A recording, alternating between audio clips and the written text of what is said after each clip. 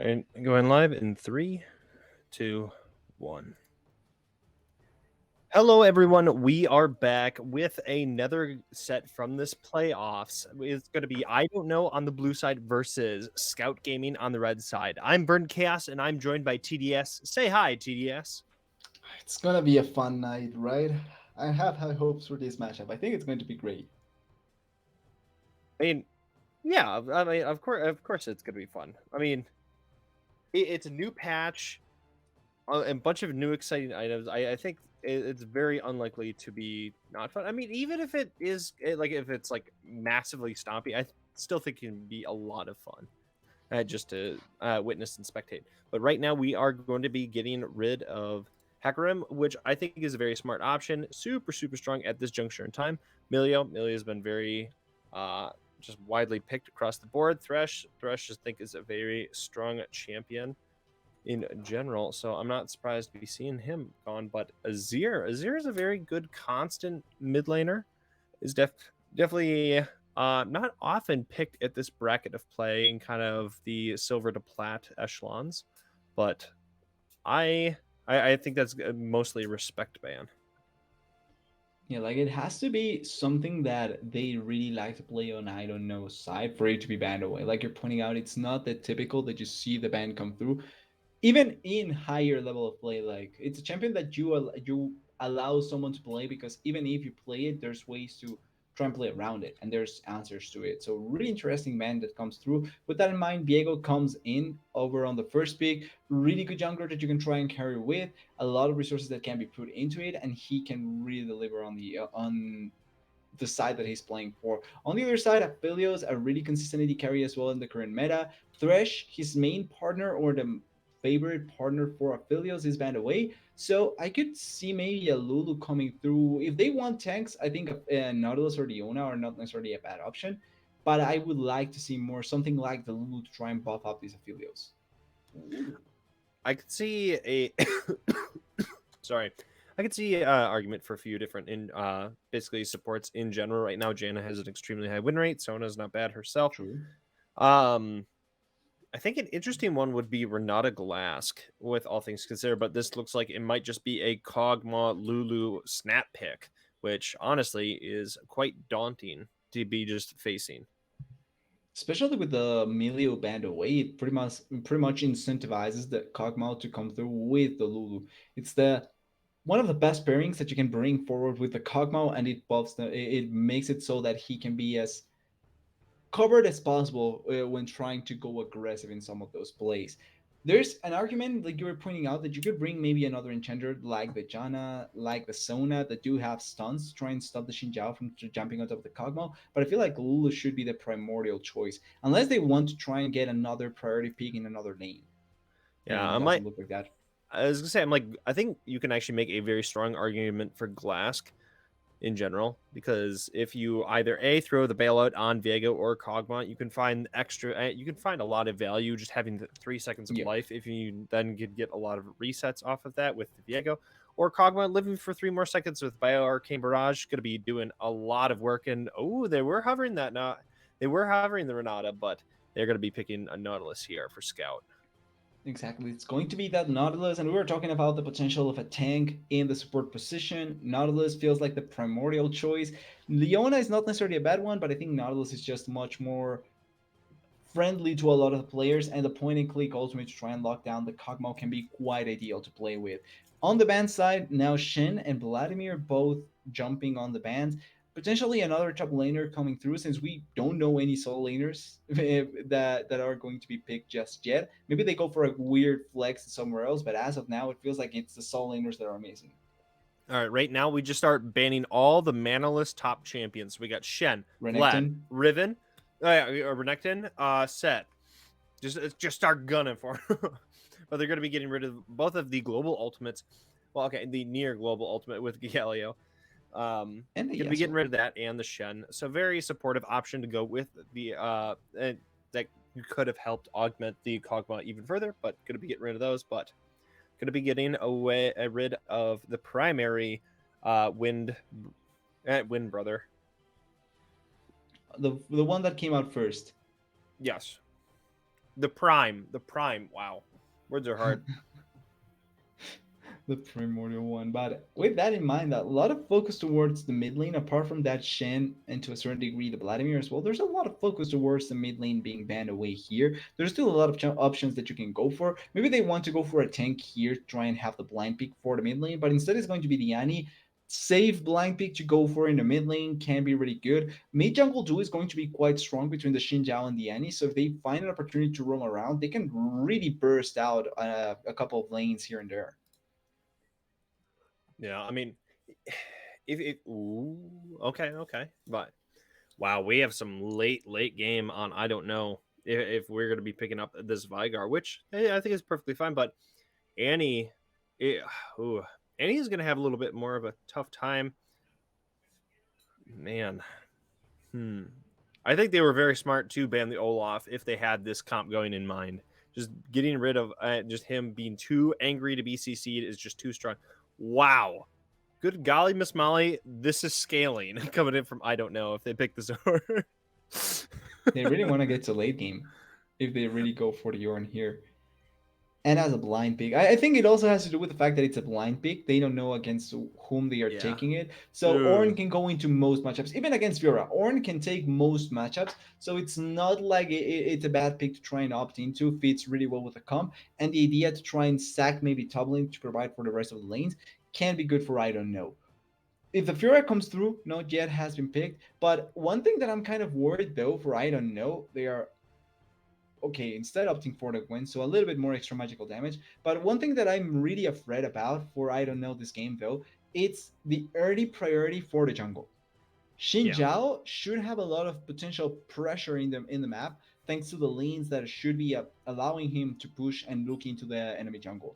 The Viego maybe not that much, especially in some of the lanes where there should be a clear advantage of who you can take the trade. I think maybe bot side could be much more favorable for Viego, but I can see Xin Zhao getting completely benefited over on the top side. And if that's the case, that could just allow for a snowball to come through for Scout Gaming that I don't know doesn't want to play against, really. Yeah, so right now for Scout Gaming, they obviously have some late game options with the Aphelios and the Gwen. I mean, both of them can go very hard in the paint in the late game. But I don't think that they are going to be able to stand the test of time against Viego, Kog'Maw, Veigar, and Ornn. Obviously, Veigar goes infinite, but Ornn technically goes infinite if he goes grass, but however, that's not going to be the primary focus. You're going to be giving a lot of those ornaments off. You're going to be able to tank a lot of this damage. To keep in mind, Gwen does do a fair bit of true damage coming in with the snip. But for the most part, Ornn, like you can't. It's going to be a little bit hard to face some Gwen split push, so I think that was a fairly good choice.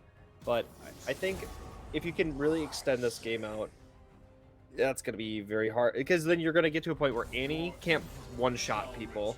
Xin Zhao is going to have a tough time one-shotting people. And then you're just really dependent on that Nautilus, but then you have a point where he's going to be finding a little less and less windows to just build tanky stats against Kog'Maw, who will just rip him apart. So I'm curious to see how they play this, but I think going for a 1-4 or 1-3-1 is going to be optimal for the side of the side of Scout Gaming. It just feels like late game wise when you think about it, like there's barely any chance for the side of Scout Gaming. Not because they don't have good scaling, but because the scaling on the other side is way better. So with that in mind, I just think that this early snowball has to be strong enough that they can just roll over the game. Yeah. I mean, I think if you let the game go past 35 to like 38 minutes, you are in trouble. Yeah. Like if you can just hold out for that time period, I think then that's when it really will just absolutely shift. Plus, depending on how Nautilus wants to play this game, if Nautilus just wants to go full aggro for his lane and just play for babysitter for Aphelios, or if he's going to be looking for roams, because obviously that throws off the balance of the other lanes and or jungle. So I'm curious as to how the Nautilus will be attempting to play this game out. I feel like he has to be hyper aggressive. Like they have to go in as hard as they can and be ready to die. Like their job is, if we die but we kill 2 of them, that's worth. They cannot try and play respectful of what Yeah. the other team can do, because their composition is simply not built for that. Yeah, it's kind of a panda initiation with the with the Nautilus, where it's just like, yep, all right, well, I'm gonna take this L real quick, but our team is gonna win across the board, so let's do Yeah. this. But okay, with Xin Zhao having this early tempo, do you care about objectives at all, or do you just, or like, do you want to focus on Rift Herald just to get just more money snowballing on certain people, or do you want to go for these drags just to kind of counteract some of the scaling, or how do you want to be playing out some of these objectives? I feel like they have to hard force on the first two dragons and the first hurdle. That is Okay. the best opportunity to try and hard force for the side of Scout Gaming, because that is around the timing when they can really make the most out of their abilities. Also, the fact that they should be hitting the power spikes, the level 6, the first items around those timings. Particularly, second dragon is going to be first item power spike, ideally for Annie and Xin Zhao. And then first dragon and first herald should be ultimate timings, also important ultimate timings for their champions. If they play around that, I think that they should have an advantage, particularly with Tibers and the Crescent Guard from the Xin Zhao. So, okay, from there in the mid lane, thoughts on Vigar versus Annie? I think Annie should have pressure just because she can consistently farm really easily. And then also Vigar really doesn't want to put himself into a bad spot, because you're essentially almost always going to be pressured into the stun situation where if Annie stuns you, Xin Zhao may be there, and if Xin Zhao is there, you're pretty much either dead or blowing your flash 100%. At level 6, you get bursted out, so you have to play really smartly with your cage. But Vigar really doesn't need to do anything apart from just trying to farm and be safe. He can get the push, that's risky though, but he can get the push. And with the push, he can try and just not allow for Annie to get any opportunity to move around. But that's easier said than done, obviously. Yeah. I think pre Lost Chapter, Vigar is going to be having a bit of a time just trying to just balance some of these mana costs in the lane. And he obviously is just going to be able to continuously refund it over and over. So I don't think that'll be an issue for her. But then I don't believe that she'll have a kill threat on Vigar. But she can maybe have a setup, obviously, with Xin Zhao. But I don't know if there's really going to be a solo bolo coming out of this mid lane until obviously that level 6 mark. But by that point, Vigar should at least have the Lost Chapter, so then can just play safer and smarter, like further back. Yeah, But that'll make the most sense with it, with trying to not die consistently. yeah. Well, if and buts are Kenny, not to be Christmas every day, but hey, you can't expect everything to be working for you. But with all this in mind, we are going to be pushing it over to a very short commercial break, and then we will be back with the action of Game 1. Don't go anywhere. This is the playoffs.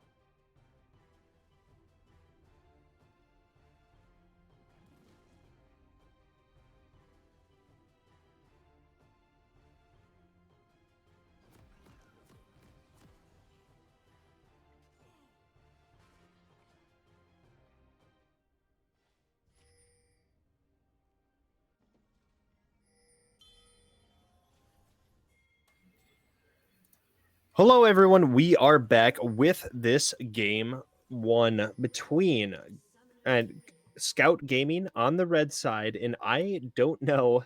I'm just gonna say IDK, just so we don't have the confusion of me not knowing something on the blue side. Would be easier to remember as well. Yeah, exactly. So, looking at everyone across the board, any interesting summoners or keystones that you want to make mention of? Looking at it overall, nothing out of the ordinary. Maybe the Unsealed Spellbook on the Viger, taking away a bit from the straight up damage that he's going to deal. But apart from that, everything just feels pretty familiar. Also interesting. No, actually, no, pretty normal in general. Okay, Fleet Footwork, I think, is going to be starting to gain some more traction with this 13.10, with a lot of these Energizer items coming back into the Yeah. meta, just really being revitalized across the board.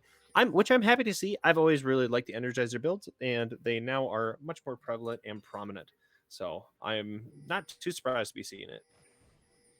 Well, certainly there's just a couple, or not a couple, but really specific number of AD carries that can make the most use out of the Gainstar particularly. So energized bills make the most sense in general for the other AD carries. Like they are going to be the ones that benefit the most in general. So it just makes sense that we're seeing it popping up much more consistently. Ooh. Uh-oh. Epic going to be looking to go for a grab. That's going to be an ignite used already. Helio instantly having to flash out of this play. It's going to be at the cost of half of Hassan's health, but that's going to be a very worthwhile play. 100% ignite for flash immediately, especially in a bot lane that has the hook advantage. So the flash is still up for the Nautilus, and any opportunity you can just get flash on top of yourself to get killed. That's really, really good for the side of Scout Gaming. Will they make the most out of it? Maybe, but at least having this sort of advantage can be quite ideal. With having no ignite, you won't be able to counteract some of the healing coming in, obviously, from the summoner heal. But I right now, I think Hassan needs to find a lot of those early aggressive options. Otherwise, you're just going to be getting chunked out in this lane, and that's going to be hard to engage when you're that Oh, chunked. look at top. Right now, Shiz could be okay. A nice dash from them. Shiz going to be surviving the gank, but now Kazi could be looking for an invade here.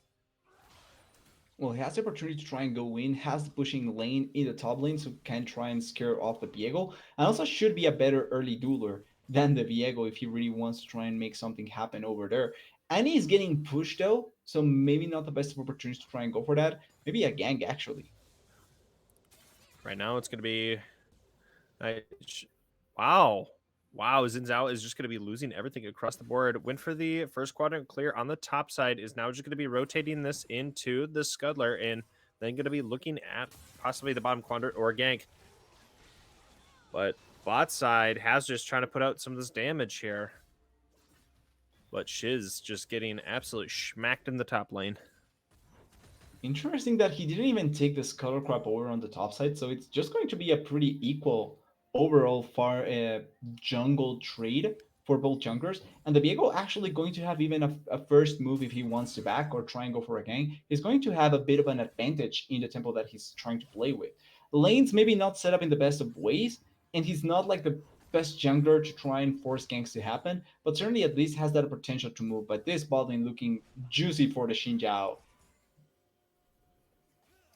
We obviously know that Helio does not have a flash. That's going to be him going in after Helio. That's going to be heal Instantaneous. instantly, but Helio... oh, okay, that's going to be Castro flashing in, getting the grab. Oh, Epic is not going to be going down here. Cassie's going to be maybe trying to get some damage off, but is getting poked back into. Minions following him, giving the vision. That's going to be it for the play. I thought Hassan was going to be in trouble there. W went down just as they were hitting also inside of the bush. So even though there was a small opportunity to maybe get the vision to try and kill Hassanator, not enough there. And that just turns into a really good kill. They did force the flash out of the Filio, so at least you can see that as an opportunity to try and gank down there in the bot lane. But this is the sort of start that you really want with this sort of a snowballing composition. You get the early peak, you get the early kill down on the bot side, on your carry and try and snowball it as hard as possible. So with all of this, you were able to get the kill, but that will be at the kind of the potentially egregious cost of Zinzao losing a lot of tempo farm wise. So, which obviously I think can be very much fine, considering that you now have a Noon Quiver on, and Aphelios here. Well, ideally, you would want this to happen. Like, Xinjiao can fall behind in farm. What you can never do is not do something while losing farm. If you're losing farm but ganking lanes, that's still fine because you're trying to impact the map. And with a jungler like the Xinjiao that wants to try and have as much early game impact as possible, similar to something like maybe the Jarvan, then you're doing a really good job. But if he was falling behind and not doing anything, that would be the biggest worry. Oh, This wave is right perfect, by the way. right now Shiz is in like the awkward spot of you should maybe consider using Call of the Forge God just to like to potentially clear that wave. Yeah, He because may right end now up he's even in trouble. That's dying. gonna be needlework coming through. Facepalm looking for this grab onto Shiz, but as the last activation needlework, but Shiz just gonna be able to walk out of this play. Not gonna lie, completely surprised that we didn't see the ghost being popped by the Gwen up there in the top lane. Like, Yeah. even if you don't get the She had the kill, entire lane. yeah, like even if you don't get the kill, you force the flash away, or maybe even the call of force shot, and that just sets up for a future play for the Xinjiao really, really easily. So kind of weird that we didn't see a bit more aggressiveness there. Oh, it's not going to happen. It's not going to matter. Yeah, Kazi's just been looking for a lot of these early ganks, and like 3 out of 4 have been just missed at this point. Actually, he went out against Viego, so he's been looking for a lot of these plays across the board, but none of them have been really panning out, except with the kind of exception to bot lane. But I think Hassan really made the play come together, not so much Kazi. Yeah, it was the force from the Nautilus that made that play work, not really everything else. Yeah. I do think that it's been a really good method overall from the side of IDK because they're playing respectfully enough that it doesn't really matter. That play probably not doesn't turn into much, but they've been playing respectful enough that they don't fall victim to gangs that can be kind of obvious sometimes. Right now, you have Meme Lord here on the bottom side of the map. Zinzao is coming to match. We could see some more excitement in this bot lane. Well, it's looking like a potential fight zone. There's no level 6 yet for either jungler, so it could be setting up for potential kills. Oh, Gonna go for the Primordial Burst. Is not gonna be able to pick up Schuster here in the mid lane. That's gonna be Pog getting low himself. I think that the difference there is the W from the Veigar hitting or not hitting there, and it doesn't hit, so that means there's no kill happening. Cassie could try and commit flash to try and force the kill, but going to respect a bit more the Veigar, that is going to be the Dragon though. They have pressure in bot side, they have also the Annie a bit healthier, and the Veigar backing, so they will be able to rotate into this. Veigar does have teleport, so if they think that they can try and fight this, maybe they go for it. I think we're just watching an objective go down. Okay, they're gonna He flash for it. He's stole gonna be it. able to get it. Use the ultimate to get out. Wow, lot committed there, but they're gonna be able to steal that dragon. The big thing Well, here is that dragon, if nothing gets exploited out of the flash that just was burned by the vehicle, that dragon is actually so much worth for the side of IDK because they are a team that wants to buy time. So as long as they buy more time for themselves and an important objective doesn't is not brought up, then everything is completely fine for them.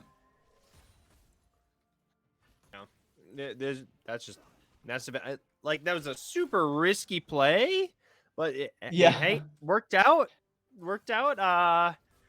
Wouldn't recommend, but hey, you got it. So nice job to Meme Lord there for being able to pick that up. Just kind of I think crushing the some of the ultimate early also tempo. makes it really effective to pull up just because of the targetability. So you do have that small leeway there of it working out. Ooh, that's Oh, gonna be Dredgeline used. That's gonna be half bye bye. this. Gonna be alted. Yeah, that's just too much damage coming down. But here we have Vigar with the roam. That's gonna be Kermit getting the pickup there onto Hassan. But that's gonna still be Castro getting 2 kills in this game so far. And that's how easy you can pull up those sorts of ganks. Because you have Ooh, Wade top lane. that's needlework coming through. Is he gonna be trying to trade Ooh. back the Call of the Forge God, or is he just gonna be taking this L here at this point? Snip is down. But okay, Yeah. Aphelios can't make the rotation beforehand. They're going to actually play a bit safe in the sense of how they are going to try and contest it. Actually, Viego is in a perfect spot to try and steal it if they really want to. And with wait, Nautilus is bot lane. They actually where can have we force it. seen this before? Okay, he's still late. Oh, I think he actually could have been more aggressive just because Nautilus and Aphelios were both bot side. They had the numbers advantage 100%.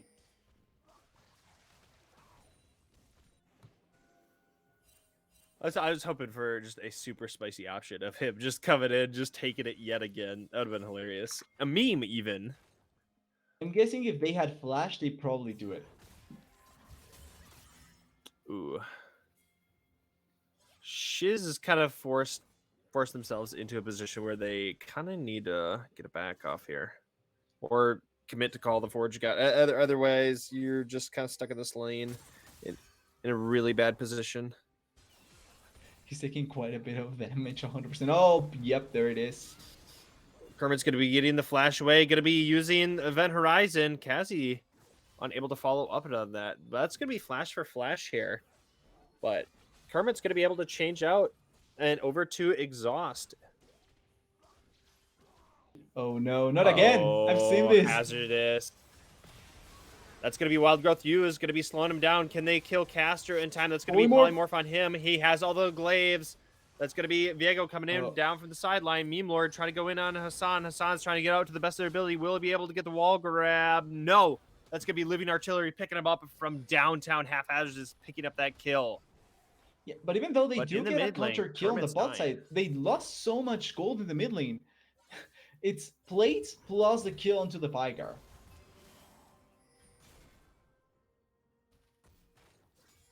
So this will be the first kill that Kazi's able to pick up in this game, which is kind of surprising just considering who Xin Zhao is as a champion. But it's going to be good to see Kazi going to be finding more impact. But this has been a ridiculously low kill game.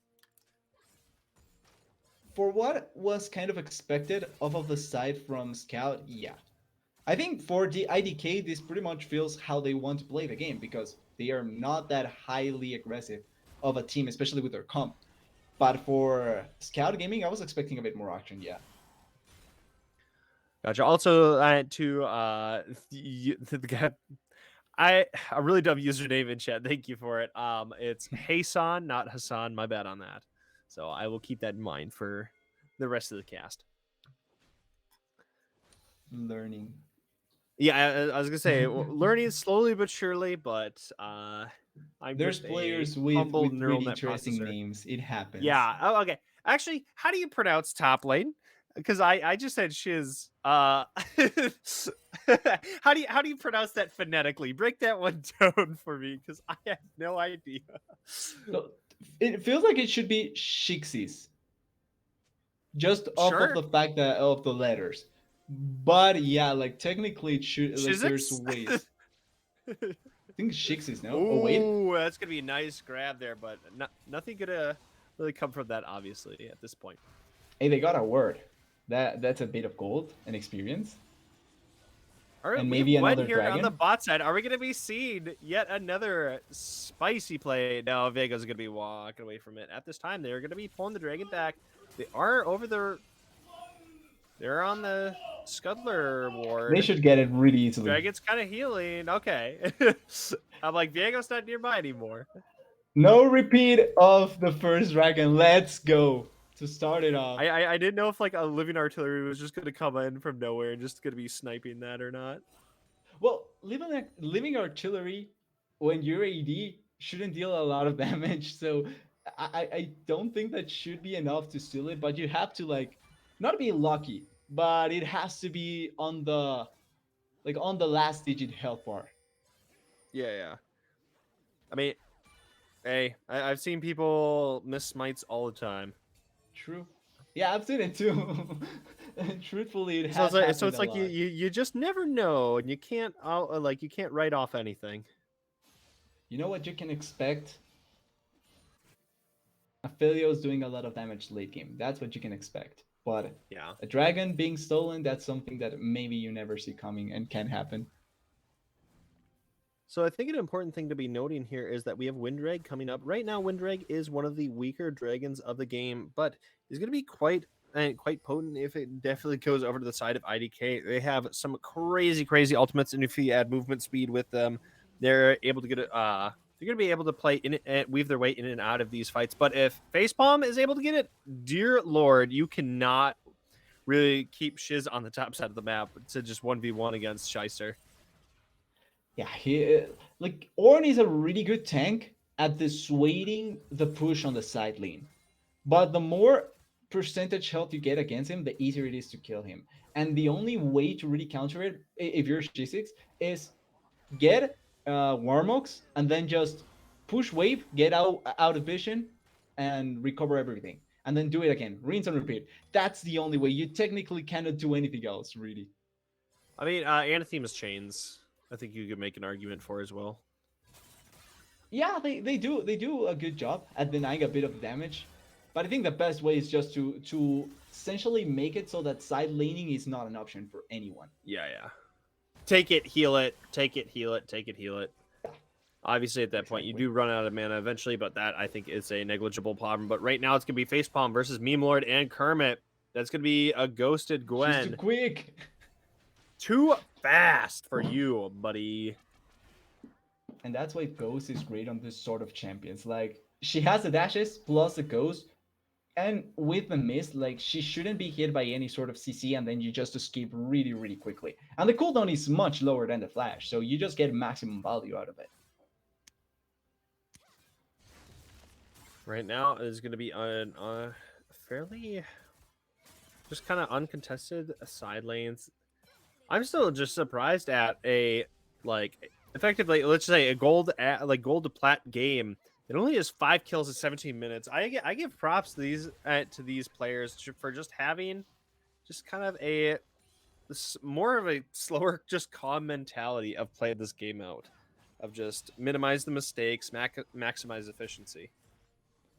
I feel like it's more so on the fact that one team has the scaling comp, so they don't want to try and overcommit it because they know that their comp shouldn't work like that. Like, they don't need to do it. They just need to play around with it well enough that it doesn't really matter. Yeah. But I think that they are playing according to their comp, and I was going to comment on that as well. With the way that the game has been going, the time that it's taken for them to force something to happen on the side of Scout Gaming actually is kind of, they are losing on their window.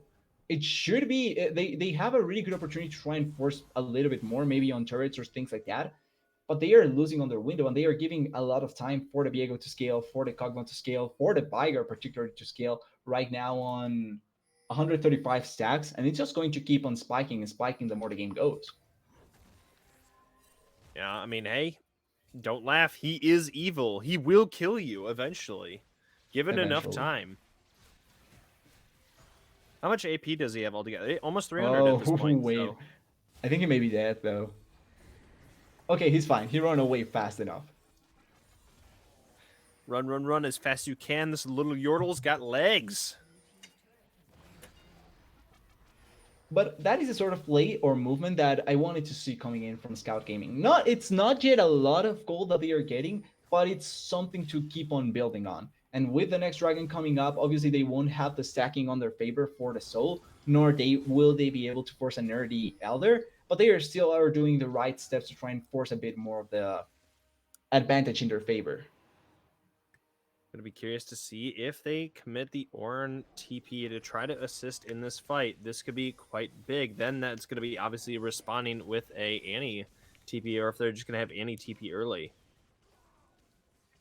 They could actually just not even play around it, but teleport coming in from the Ornn, so it could be a 5v4.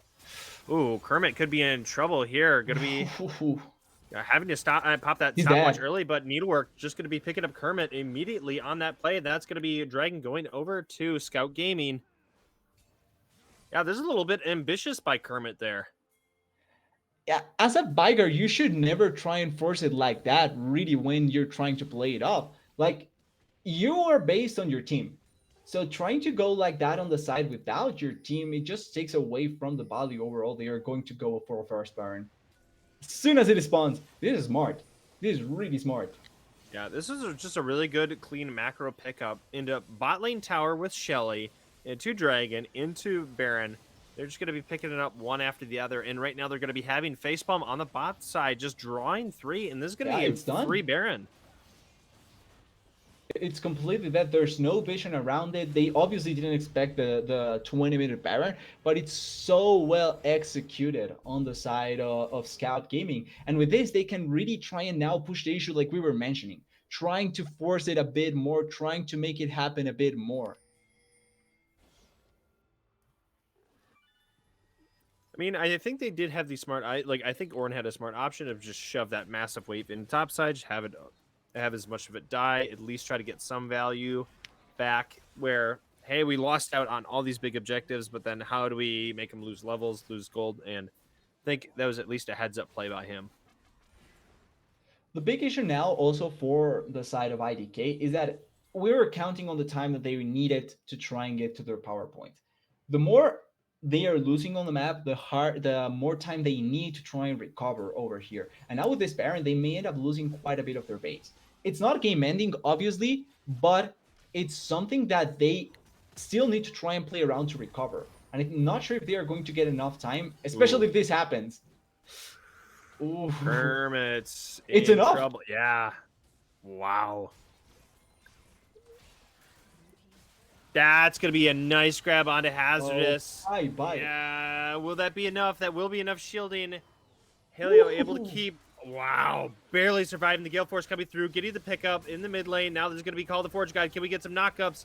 We cannot. That's going to be a double kill for Aphelios. Aphelios now ripping through the team. Unable to get a pickup on Hasan. Right now, Facepalm quite low. Still going down. Yeah. Wow. Gwen is immune, but she does die. That being said, what a push coming in from Scout Gaming. They really turned all cylinders over with that play, and now forcing it, they may get 2 inhibitors. I think they actually get it. Diego and Ornn are still dead. So honestly, in a kind of like a 4-minute window of time, it went from a 3k gold deficit up to a 9k gold deficit. They've lost 2 inhibs, 4 towers. They lost Baron, Dragon. They've lost so many things, and Dragon's going to be coming up here shortly. And I don't think there's any chance for them to try and contest it on the side of IDK. It's still a Cloud Dragon, so technically it's the least important dragon to try and contest, but they don't have any sort of pressure to really be able to pull it off when you think about it. Yeah. I mean, honestly, Memelord picking up that dragon at the very early portion of this game obviously was very, very risky in the earlier portions, but this is going to be kind of paying dividends, going to be forcing it out for the the soul to be pushed to a later time period. Well, the soul is one of the main ways that you can almost always. I always talk about not the soul, sorry, but the elder as the main way to try and come back. Soul is something that if you really need it, you can try and get, but it's not needed when you think about it. Like, I think technically Dragon should not be taken at all. Yeah. Unless it was the soul, like the legitimate 4th dragon, I don't think they should even be close to the dragon, because it doesn't serve any purpose for them. Like it's better to try and force these objectives with the super minions pushing than going for a dragon that will not give you any benefit and trying to get the elder counter to come through when the elder is the actual real power point for you. But at this point right now, we have the Seething Sorrow on to Half Hazardous. We're going to be able to, and we're going to be seeing if this is going to be enough.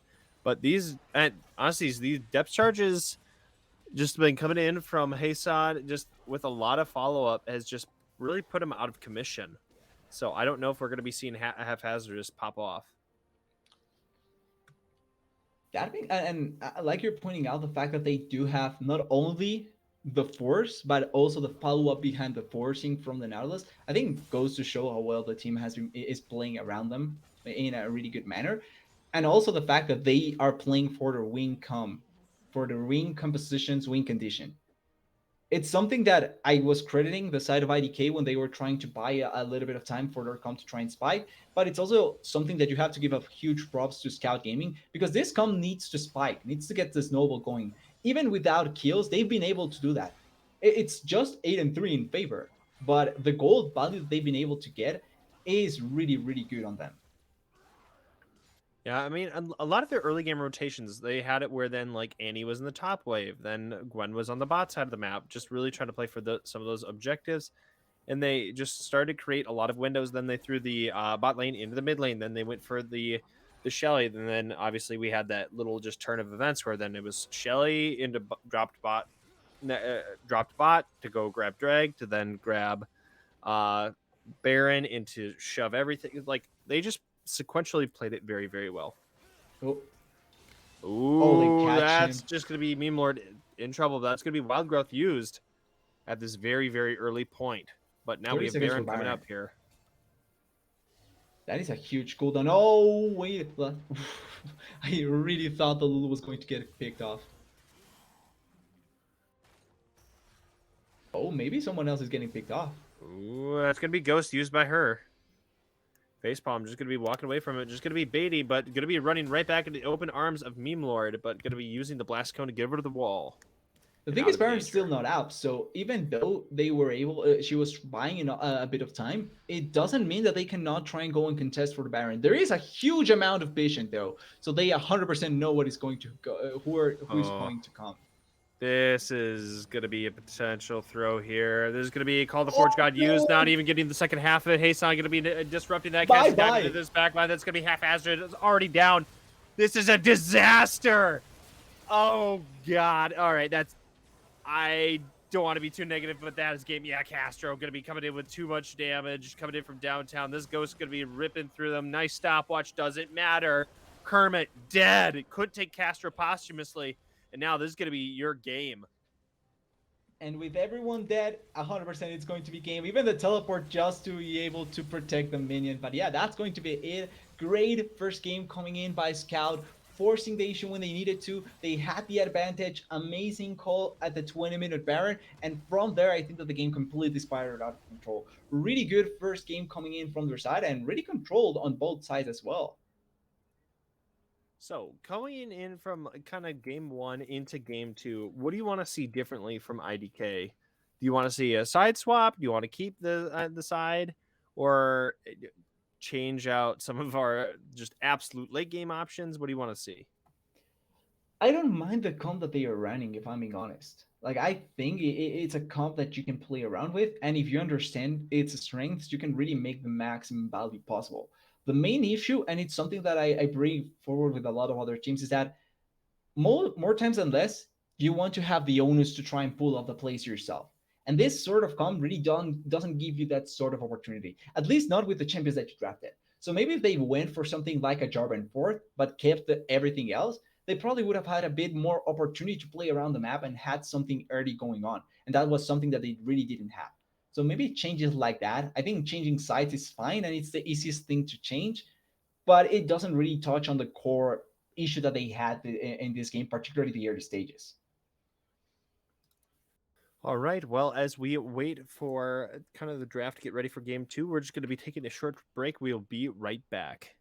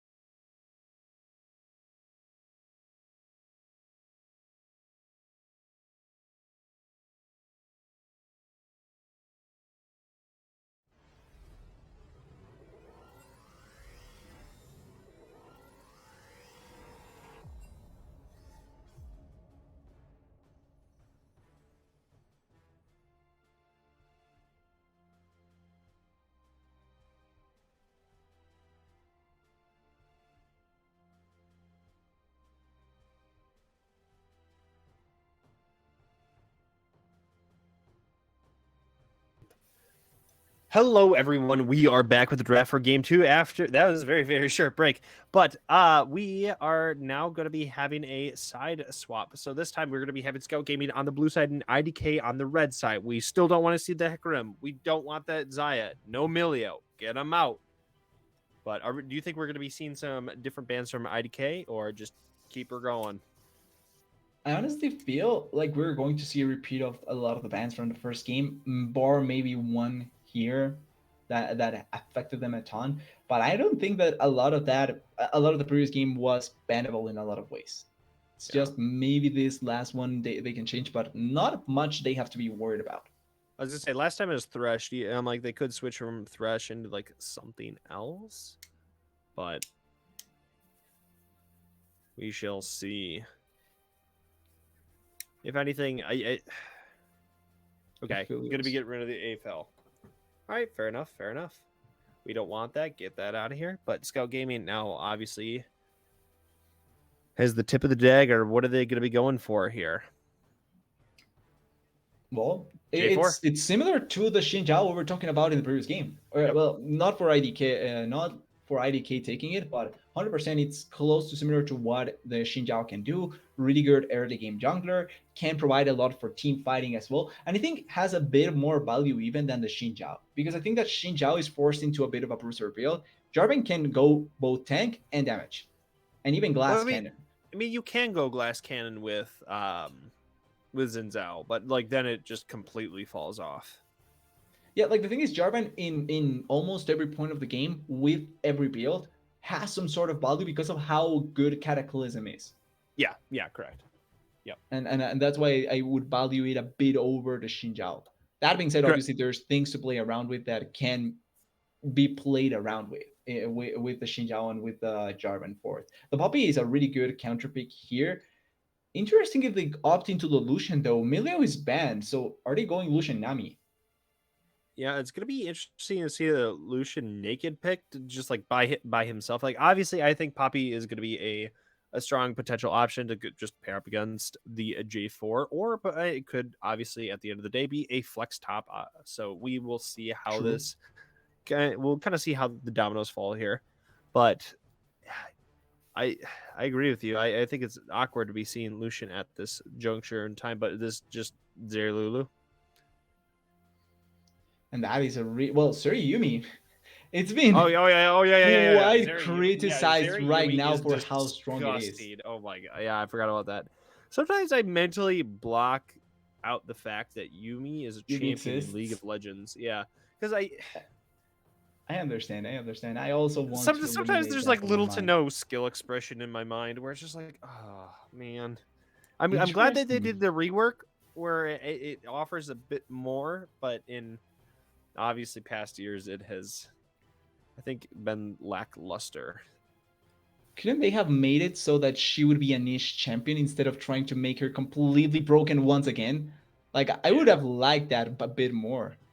Yeah, like okay, make it like a Tarek or a Rel. Like no one plays those champions, but the people who do play them are absolute monsters. Yeah, they are reworking Rel, so which I think is a good thing.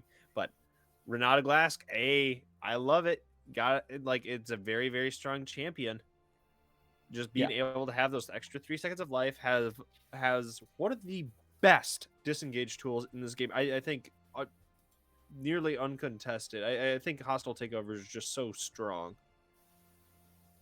100% agree. I think that the value that ultimate brings forth, not only for the way that you play team fights, but also because you're able to just completely play around it. Like as a team, you have to adapt how you play around it, especially with your carries. Like even carries have to be considered for what you go with the Renata Glass, because that ultimate can just completely melt you if you have a really strong carry. Yeah, but an interesting thing to note at current, J4 probably isn't going to be diving in on the Lucian. I think you just blow up Glask if you're able to. Like, if you're able to just knock her up and just blow her out of the water, she's unable to get then hostile takeover off, and it's not like you're going to be able to cataclysm the Lucian. Lucian almost always has like, okay, you have to wait for then the cooldown window of Lucian using his dash, then you could do it, but like on average, you could just grab Glask. Well, they need a bit more burst to try and kill here. Yeah, Seri Jarvan is not yet the high burst combo that you want to play with. Huh. Vex would have been a really good idea to mix here with the Jarvan, by the way. Like, it gives a Yeah. lot of burst, and it also has the fear to deny some dash potential. If not, I think they could go for maybe an Orianna here to have a really good bursting combo with the ultimates. Really good potential there, and you can try and win the mid lane really effectively. Or Yone could also be an option. Ornn, so Okay. they're We're gonna be stealing the Ornn. okay. Kind of interested just to see how IDK's comp really comes together, because you've got like really good peel / engage with Poppy. Lucian obviously kind of wants to do a little bit of dive. Renata just wants to play for front to back. Vex wants to play for dive. Like, I feel like in some senses just lacking a little bit of team identity, like a consistent team identity. Yeah, it's Like we just have really like weird. we have really great solo components, like Glass, great. Poppy, great. Gwen, yeah, sure, Gwen. great. Like Gwen's great for split push. Like, we got all these great ideas, but they kind of really don't flow together. I personally feel. I understand. Like, and I know, it really feels like they could have mixed in a bit more value with what idea they originally had. If it was Poppy peeling for the Lucian Renata, that's good. But then you have the Bex that wants to go in, and then you have the Gwen that split pushes but also wants to come from the back. So it kind of comes off from what you want to try and play with. The initial three parts are away a bit, not necessarily completely away, but a bit away from the next two champions picked, and that can make it hard to try and have a cohesive idea going into the game. Something that we gave so much credit to Scout for how they played in the first game, and we criticized a bit for IDK for some of their decisions. But we also gave credit to because of the way that their composition worked in the first game. This time around, maybe the individual parts can try and carry, because if not, I just don't think that they will have enough firepower together to try and go over what Scout has. Yeah, with that in mind, I think that if Thresh goes like something like Locket, like that could just put them out of reach altogether to just dying in a lot of these different fights. And then it's definitely different, but I think there could be a world in which like Ornn goes Radiant Virtue. I doubt it, but like that could also just still push them again over that little threshold. So I think there's some options just to play for, hey, you don't have enough damage on the table. But I'm most curious as like I think the biggest question mark here is going to be Poppy on how she's going to be building. Yeah. Do you think we're going to be seeing phase rush, Dark Harvest? I have been seeing Glacial Augment here there, not as often, but I have seen it. I've seen Predator, seen Electrocute. What do you think we're going to be seeing out of Poppy? I would like either Phase Rush or Glacial Augment, something to make her tankier, because certainly that's one of the things that the champion may suffer a bit more with. Like, you don't need the damage this comp. You have the Lucian, the Gwen, and the Vex. They already deal damage. You need someone to face tank hooks and be the front liner. So you think there's could there be a world with Aftershock or? I feel like Aftershock does take a bit away from a bit of her potential fighting early on. So I don't think it's completely necessary to opt into the full tank unless you were going top lane. But it is logical to try and opt into the tank route. Like, you can go Phase Rush, tank. All right. Well, in top lane, I think we're just going to be seeing some of the same of what we saw last game. Obviously, it roles reversed. Well, we're still going to have Gwen on the red side, but have Ornn on the blue side. But it's going to be swapped players this time. But I'm kind of curious as to how Kazi is going to be playing J4 as well. I'm fairly certain we're going to be going the Conquer route. Mid, for the most part, I think is just going to be fairly standard. Obviously, there's a few different variances of runes. I think if I had to make a guess, Ari's going to go Electrocute. Vex is going to be Summon Airy? I think electrocute as well. Electrocute as well? Okay. I'm like, Or it could be first strike to try and get the most damage. yeah. Doesn't Ari have extra attack range over Vex? I think it's. I think the extra. Actually, I'm not sure. I Yeah, think it's pretty I'm like, I similar. thought Ari had like a little had like 25%, not 20, yeah, 25% more attack range. No, 25 more attack range. So I'm like, Could it be maybe W instead of auto attack? Much more so, like W range, the Foxfire range. Yeah, that's the name. the Foxfire, the yeah. orbs. Okay. I was just Could- talking about just like regular auto attacks. Yeah, but I mean, I think that may be the one that has the extra range, Oh, not gotcha. necessarily the auto attacks. That's what I think. Hmm. Maybe we shall see. But this bot lane, Thresh Zeri, who I think is a somewhat of it, like not exactly like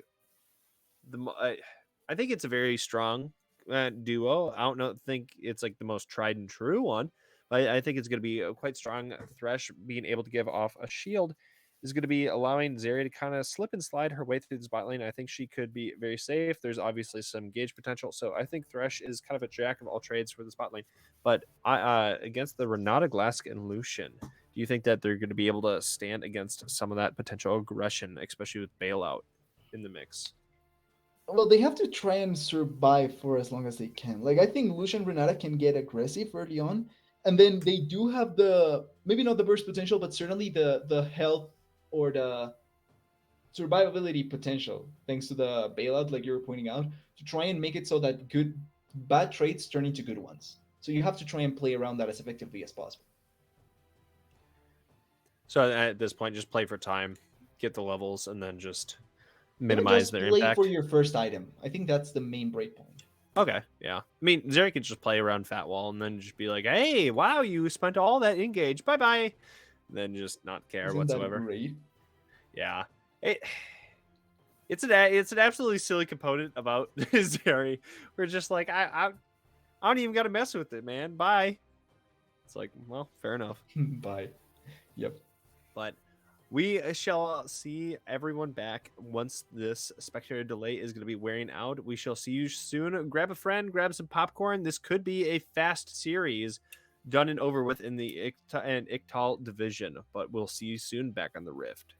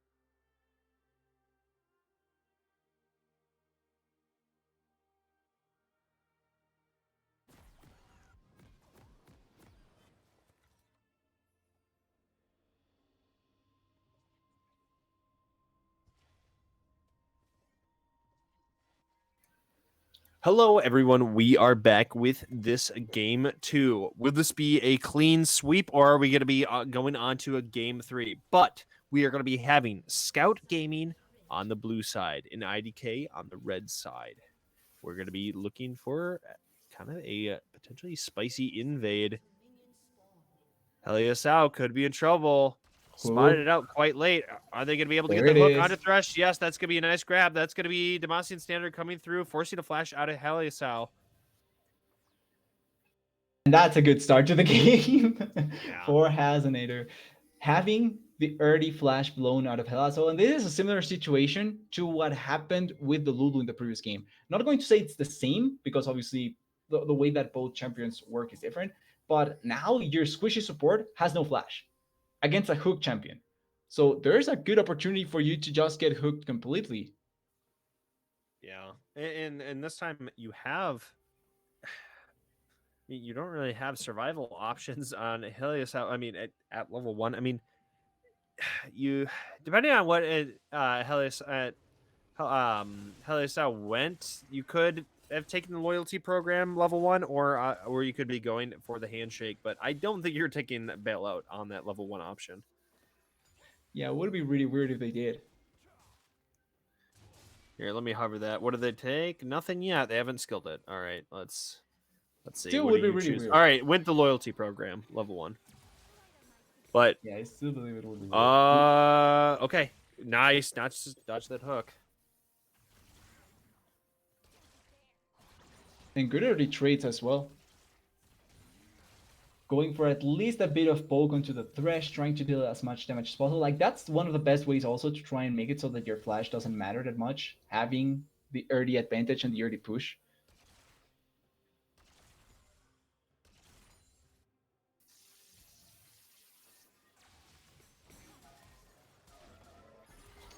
Oh yeah, also we did There's see the Ignite. double electrocute. You were correct. Flash for flash in the mid lane, by the way. Flash of Yeah, if Kermit was able to get that ignite off, I think that would have been absolutely a kill, but Shyster is just going to be able to get a TP off. And a good trade as well in the top lane. They are forcing the issue quite heavily on the side of IDK this game. Yeah, right now we had blood in the water from last. No. Oh, massive flash play. You hate to see it. 100%. They had it to be able to force it there, but I feel like it was a really big given. I think they spotted the Jarvan, or they were wary of the Jarvan, because they were already going away as soon as the Thresh was walking forward. Oh. A lot of really good looks here, but not unable to find anything. Heliosau is going to get flayed in this Glacial Augment. A lot of this damage coming in from Hasan, but Hasan taking a fat chunk back. Ooh. Oh, that's going to be a good Ornn. knockup. Brittle stacks coming through. Is Ornn able to get the pickup against Shiz? That's going to be Snip Snip coming through. That's going to be Flash coming out, and that's going to be First Blood going over to Shiz. And now we see the argument for why you can take Flash on the Gwen as well. Now forcing the kill, but that is a lot on Make You Facepalm. They force the play, and they are the ones that end up paying the price. Oh, the Poppy's here. Shyster obviously having no flash, unable to get smacked against that wall, but Shyster is going to be losing a fat chunk of health in return here. But the game start for the side of IDK, like we were pointing out, really good compared to the previous game. Even with the flash first of Helazo, they are able to dissuade the gang. They are winning top lane now, something that wasn't happening in the previous game. Obviously, it was a favorable matchup in the previous game for Scout Gaming, but this time around they are doing a much better job. And with a small gold lead, maybe they can turn it into a much bigger lead later on. Ooh.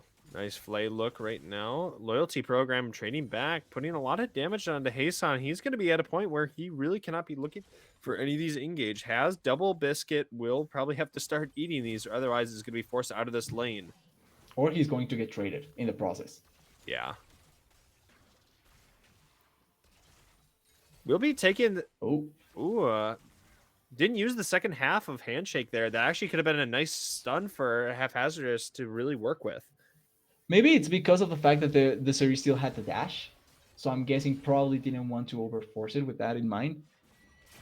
Like, it didn't probably matter that much because of the dash, but it certainly could have set up for a potential kill, maybe. Yeah, I come from a decade of Dota background, and there's a character called Rubik who does telekinesis, where it effectively does the same thing as handshake, where you grab someone and then you lift them up and then you can move them around.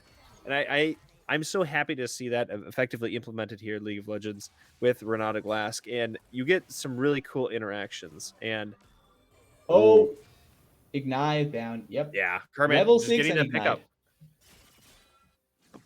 but I think it's been criminally underused altogether.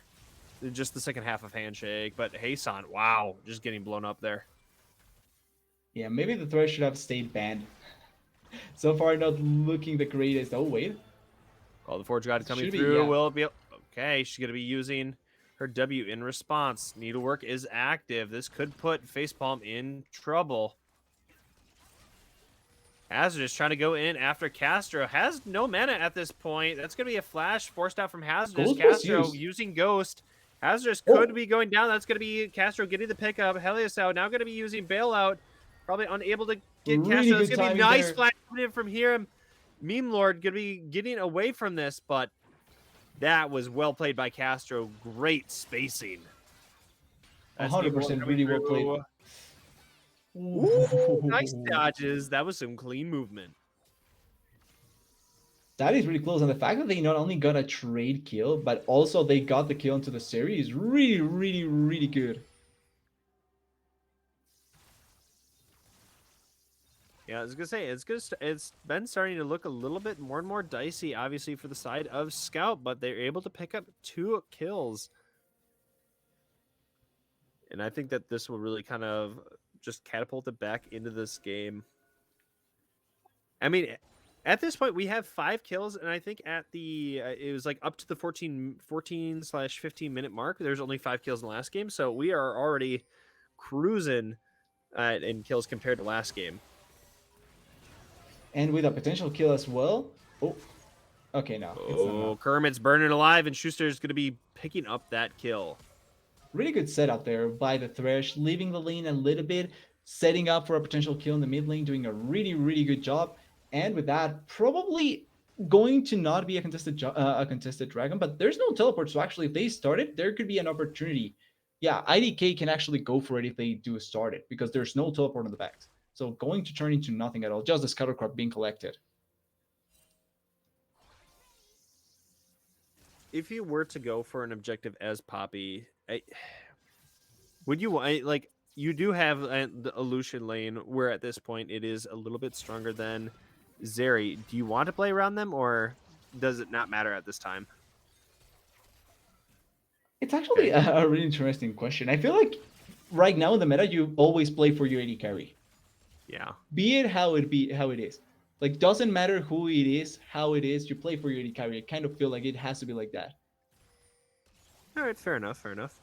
Oh, gonna be looking for death sentence, unable to find it. No handshake as well. Guys are going to be spotted on this ward here in the top side, but now they're going to be taking this dragon for free. Ari going to be trying to shove this out as fast as she can, but that's going to be Kermit just freely helping his jungler. Heliosai with a fancy feat. Wait, No flay as Thresh is well. there. Uh-oh. No. Uh-oh. Hassan, you have That's messed amazing. up. Yeah, the hook, and it should be easier to play than the Nautilus in terms of missing hooks. Because if you miss a hook here, it doesn't really matter. Like, if you miss the hook, you don't go in.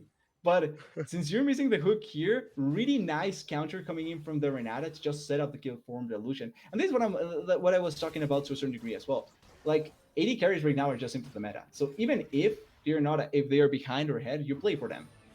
Ooh, call the Forge God coming through. This is going to be knocking Shiz up. Shiz trying to get away best they can. That's going to be Cataclysm used. Ooh, it's enough. Shiz going to be picked up. That's going to be flash for flash, but Kazi's going to be getting that kill. Yeah, really good play at the end, forcing the issue. And I really liked, once again, Cassie forcing the plays around. Kind of like what we were talking about with the... Oh! Uh-oh. Uh-oh. A lot happened there. Oh, she dashed wow. away. Why? She dashed away. She would have gotten a free kill and some What?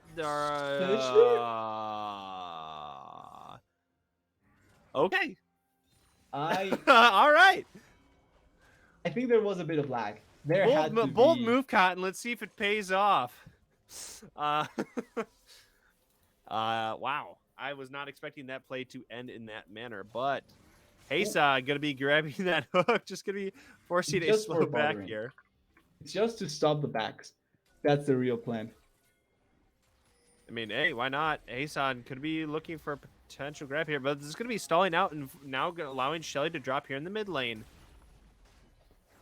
Yeah, that is a really good stall by Hasan. More gold is always great. Grab Oh, Lantern! the stop. Oh, she grabbed it way too late and then got knocked up, but there's going to be a hostile takeover Not coming through. They're going again. berserk. That's going to be kills going into haphazardous. He's going to be getting 2. That's a double going over to haphazardous. And that's what happens when you have more members on one side than the other. It was essentially a 5v3. They got the gold from the plates, yes, but I think that they could have potentially played with Seri as well, or maybe the Ornn. Like, the Seri was pushing for herself, so I'd say I'll give Devil's Advocate that maybe having the Seri there probably... Oh no. You didn't... Yeah. Just play for time. You're fine. Kazi, can you get out here? You got to ignite. I think he will be able to. Yeah, gets out. Could have just bursted out the Lucian as soon as possible, but at the end it doesn't turn into much worse, and that means that it's just another kill for the Jarvan. This Jarvan doing a really good job at making himself as valuable as possible. And mentioning on the play from bot lane, even though the Suri didn't join, it was still played for them. Yeah, and also an important thing to note, that was a 500 gold shutdown going over to J4, so J4 just able to pick up a lot of kills across the board. Now, obviously, if he dies at this point, is going to be having a 600 gold shutdown on them. So once Kazi is able to back, I think we're going to be pretty close to having Gore Drinker. Or Stridebreaker. I doubt it's Stridebreaker, but it could be Gore Drinker. Gore Drinker probably makes much more sense. Stridebreaker, it would be hilarious because it just gives you the extra slow to stop them from running away. But it is true that Gore Drinker just keeps you alive for a bit longer in the fight. Yeah, exactly. Just being able to give you some of that Omni Vamp is quite efficient. Oh, there's going to be needlework. Just putting in maybe a little bit too much too fast. But that's going to be called the Forge God. Can we get the double Brittle Proc? Okay, we missed the first Brittle Proc. We canceled that. That's what I was going to say, by Not the even way. close, baby. Not even That's close. The worst part. The fact that he canceled the first Brittle Proc and still got the kill, he's dead here. But the fact that almost didn't work out and it worked out anyway is amazing. He flashed? Okay. Well, bold choices. I respect the play there, the other. Flash for flash in the mid lane, though. Well, flash for dash in the mid lane. But... Oh, just a quick thing, Burden, by the way.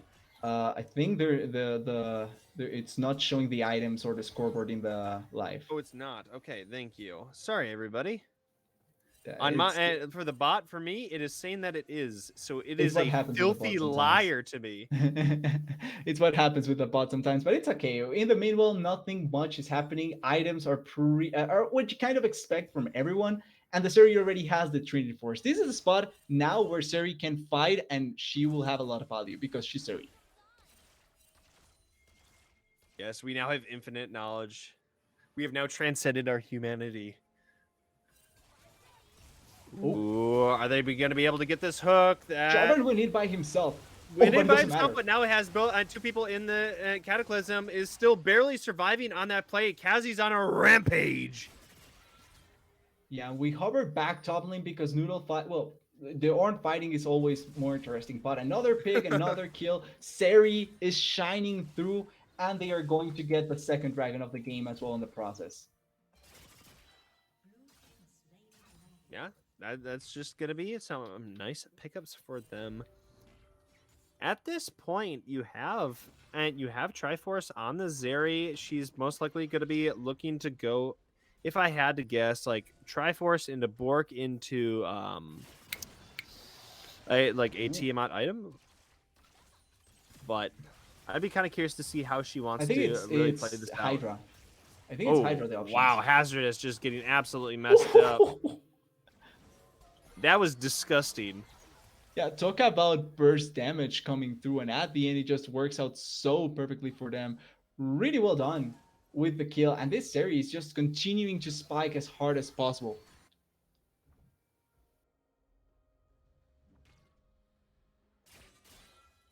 I'm kind of scared for the future of this game with the Seri, how strong she is, Verdant, if I'm honest. Yeah, Zeri, like for just the easy rhyme scheme, Zeri is scary, but Zeri is able to really just obviously with these wall dashes and some of the extra movement with the lantern is going to be able to kind of play away from these hostile takeovers. So isn't going to be ripping their team apart, but can at least get a lot of this positioning with the chaotic surge and the ghost. Can really potentially play around a lot of this engage. Ooh, Shiz in trouble, just getting potentially blown up. Call the Forge God coming through. Oh, they stopped Isn't it. able to get it. That's going to be a nice stun from them. Bailout's going to be able to keep Shiz alive here. Are they going to be able to pick him up? Yes, One Shiz going to dead. be able to find the grab. The Ignite Two. coming through. That's going to be Vex getting double kill. That's going to be nice Lantern pulling out the teammate there. But that's going to be massive shutdown going over to Vex. Yeah, really well played overall from the side of IDK to get those picks, playing around the fact that they knew that it was only possible to be there in that push. Even though they didn't know that the Jarvan was there and that probably caught them by surprise, they did also a really good job at stopping the Ornn ultimate, the second part of the ultimate to come through. That could have been a difference maker in that fight. Maybe when dying a bit earlier or forcing the bailout a bit earlier, also buying enough time so that the Ari doesn't get immediately punished in that play. So really well played overall. They still aren't stopping the main issue, that is the Seri, but they are finding angles to play the game a bit easier. Yeah, I mean, it's in some ways, shapes and forms, you really need like Castro to have like some supporting cast, and if you just cut down the supporting cast, it's going to be very hard for Castro to be playing in this game. But going to be dashing over some of the walls here. That's going to be ultimate coming out of Lucian, unable to find the pickup against Castro. Castro is going to be taking a fat chunk of damage, but is still alive and kicking and well. Well, they have the numbers advantage in that particular play with the Seri, so not surprised that they do take a lot of damage off of the Seri. That being said, she doesn't die, so positive. And also, quite quickly, look at the CS difference in the bot lane. Oh. Okay. We're just going to be mirroring these Everfrost for each other. Yeah, I love that both mid laners are not scared of just going balls in as hard as possible and trying to get kills. Yeah. Yes. Just we stay here, Bolt. That's gonna be Kermit trying to get Shyster unable to get the pickup. Kermit's in trouble. That's gonna be massive shutdown. Going over to Kazi. Kazi gave a shutdown and took it back. I want revenge. By the way, Vex, Kermit had flash up in like 5 seconds before dying. Really, really unlucky there. Not enough time to come back to life, but that means another pick in the mid lane. Possibly the turret going to die, although Poppy's here, so maybe can set up something. Oh. Okay, and at least I was dodged down. Wait, actually, they are taking too long to run. Uh-oh. What? I think Shyster is just... I don't know how Poppy made that grab, but whatever. Yeah, but that is actually... some actual bull shrimp, if I've ever seen it. Kazi is going to be absolutely caught out here. Yeah, slammed to the wall. Meme Lord's going to be getting that pickup. Almost was able to get there with the lantern, but not quite. He actually threw it as soon as the EQ combo came through. So just as the lantern goes into the pit, the EQ comes through, so they missed on the timing. That being said, still, the Ari death is completely doesn't make sense. The stun shouldn't have come through at all. Oh, they are going to get baited here. It's going to be pullback, but that's going to be a long ride over the wall for Castro. Epic trying to survive, but unable to. Castro trying to throw in some damage here. Oh, teleport was canceled from the Ornn. How? It was the Bex. Sorry, no, I just noticed that it's the Bex in the top lane. Yeah. That now it makes much more sense. Gwen got a stun since when? New meta. 1310's been wild. That's gonna be flash coming out of Kermit here. Gonna be getting away from Call the Forge God. Ooh, that's a nice fear on that. Gonna be stopping the Ornn from coming in, but the Unspoken Parasite is now picked up. Yeah, still, I gotta say, not that much good draws in terms of the Dragon Souls. Oh, nice cancel. In terms of the Dragon Souls for the troop game so far. The previous game it was Cloud. Now Chemtech, not the best, in all honesty. Yeah, we've had some fairly like disappointing dragons for the set. Like oh Maybe sorry, one day soul we'll get sorry, better ones. disappointing souls for the set. In Yeah. game one, Meme Lord being able to take that dragon over the wall was absolutely cool. Not to diminish that, but okay, so we're gonna be going Triforce into the random wins into the Titanic Hydra for Castro. Just gonna be going for a lot of these unhit effects. Man, oh, we're so close. Hasad's so close on just getting one of these snazzy grabs. He's been trying all game, and it has to work Has found a to work few. once. Yeah, Oh, I think Turret just dies here though. Yeah. yeah. Jeez. Cool ultimate Demolished. though. Putting in the work. At least it looked nice. I respect the way that the ultimate looked, how it was sent out.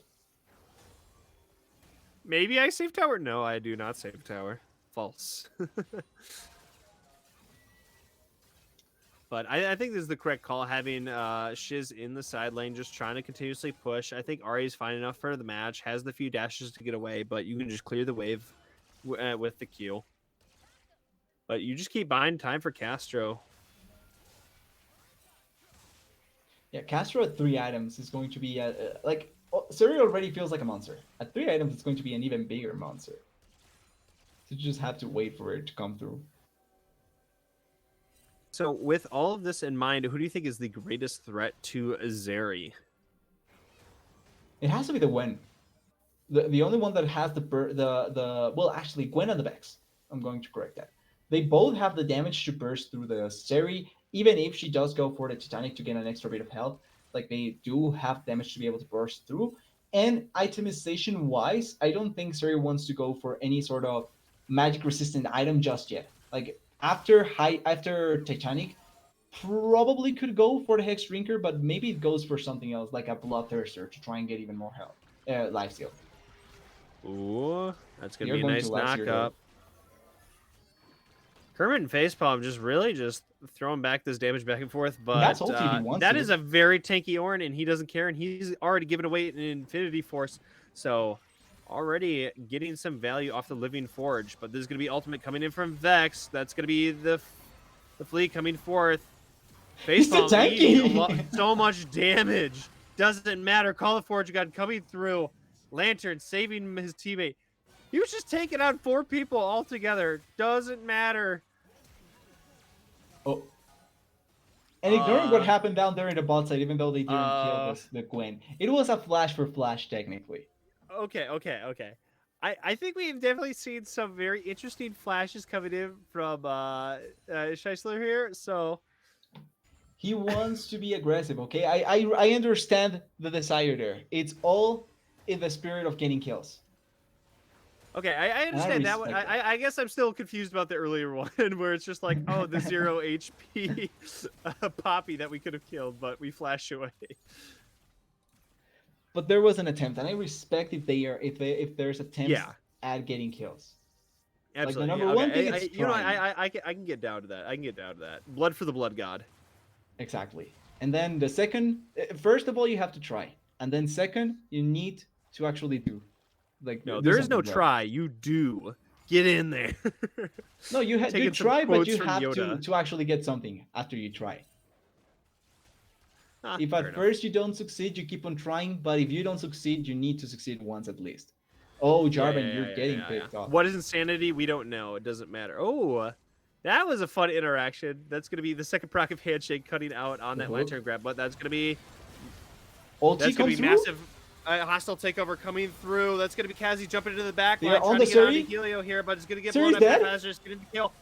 Darius alive? Still alive, barely. She's putting in the work, getting away from Meme Lord. That's going to be Hasan just trying to help his teammate get away from this. That's going to be Facepalm surviving for so long, but unable to do anything else. Castro, is he going to be the only survivor with... Oh, actually, Scheisler's still alive. Yeah, that was actually so many players with so little health for them. They are getting Dragon as well. Probably not going to get in time there to stop it. Ari doesn't even have the health bar. That was a really bizarre fight for the side of IDK. I think obviously for the side of Ice Scout, I mean, IDK played it out really, really well with the tools that they had. But the biggest thing was Meme Lord being able to stay on top of the Seri, stop the dash away, didn't allow for the Seri to do anything. And I think that's the biggest mistake by IDK. Your carry is Seri. The rest are worthless. You play for the Seri, and they didn't Yeah. play for the Seri. I think that's the biggest mistake and why they end up losing the fight. Now the Seri has Titanic though. Yeah, I think they were kind of maybe potentially playing for Facepalm, getting off the second activation of Call the Forge God, which I Yeah. think is worthwhile in its own right, but compared to the impact that Zeri has on this game, no. Like she's got 3 items, and she effectively she has the combo at this point, so you really need to be playing around that. Yeah, here's the thing. If you kill Seri, Ornn ultimate is useless. It doesn't matter. Yeah. Well, it does 12% max health damage. Wow. With the brittle Yeah, procs. it's great to watch as your as the rest of your team dies. Oh, who goes But wild? I got those brittle procs. Oh, when will force to use ultimate there?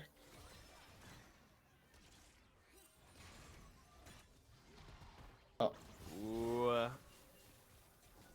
think the second you're able to pretend so with the Negatron cloak on Facepalm, do you think we're going to be seeing force of a nature, Force of probably. Nature, or do you think we're going to be seeing Abyssal?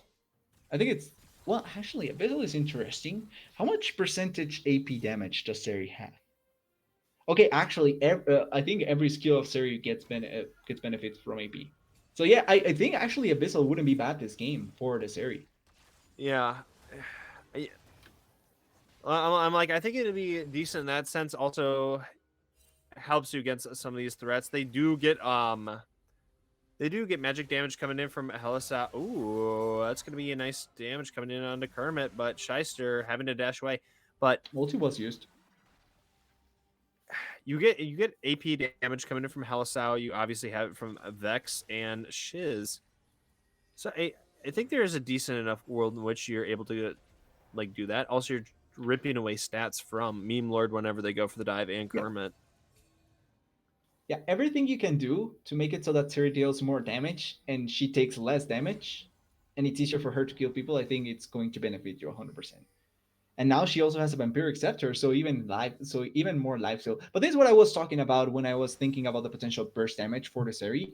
She wasn't. I didn't think that she was going to opt into a hex drinker immediately. Maybe she goes for the shield bow here, but I feel like she should go. I think that she's going for the bloodthirster with this vampiric scepter. And if that's the case, then you're still going to be susceptible to Bork? burst damage coming through. I think it's gonna be Bork. Oh, okay, could be a good Yeah, choice. because you have the Ruin's Hurricane, then you're able to just proc that more often. Could be actually. I don't see why not. Yeah. I just don't think that she's going to have the shield to stop the burst. It's the main thing. She might. I mean, you have Locket here, which is going to be pretty strong. Like, oh, okay, next item after Heisan finishes off this Michaela's Crucible. I think it's going to be Michaela's Crucible. Would be After good. almost got that. After you're able to finish that. Okay, Castro gets up. After you're able to finish that off, I think you want to throw a Locket not a lock. Knight's Vow Okay. onto Castro Maybe a redemption, no, as well. for Thresh. Well, you could have it on the thresh or on the Ornn actually, or even on the Jarvan in reality, and that way have the extra healing. Yeah, I think that's a little bit memey, but okay. I could kind of see it. But we're just buying more and more time here, and I think Well, this is going to be a the little good, bit worrisome getting into this Chemtech drag. There's going to be the good this thing could be potential soul for IDK. I think the good thing is that we are this game lasted already longer than the previous one, so you have to take the positives. More action coming through. Ooh, they really wanted to force it. I need it. I need it. Just going for it. Isn't that how it Ooh. works? They started already the dragon. Oh, This is going to be Shiz coming in from the sideline. Castro's still alive. Castro's still going. the Going to series be untouched. getting rid. Okay, that's going to be them on a rampage, trying to get some more damage out. That's him Oh, flashing that back. I think That's they him lose this putting in a fight. lot of this damage. Castro's still alive? Oh my This, god. Okay. I think this is Castro, gonna the be the fight. Spacey, has just been near immaculate this set and just getting the quadra and just amazing. That was so well played, but I wish we had replays because I'm kind of curious if she was out of range enough so that the fear from the backs didn't hit her. Because I thought there was a cleanse, but there's no cleanse on anyone. So it just was just perfect spacing from Castro. It has to be really great fight. And see, this is what I was talking about. Seri gets protection against Seri gets no protection. And importantly, no W on the Poppy was used. So Seri could dash and move around as easily as possible. Really good fight by Castro, really good fight by IDK in general. And with this, I think with this Baron, with the Dragon that they were able to get, it feels like it's close to the nails getting hit there. Seri has 3,000 gold in her pocket. Yeah, an important thing to note for Zeri there, she did get feared. Feared has a standard, it like doesn't have a standard move speed like Charm. So like Charm, obviously you move at Ari at a fixed rate versus Fear, you move away at your like max movement speed. So then she did, Yeah. and so then the proc of the Q did not connect with like the tipper proc on Castro's ability wasn't Like that. it's not Castro's ability on Kermit's ability onto Castro did not proc, so Castro was able to survive with just a nick of health and was then able to turn that into a quadra. Yeah, it was a really weird thing, like because if or really weird thing, no.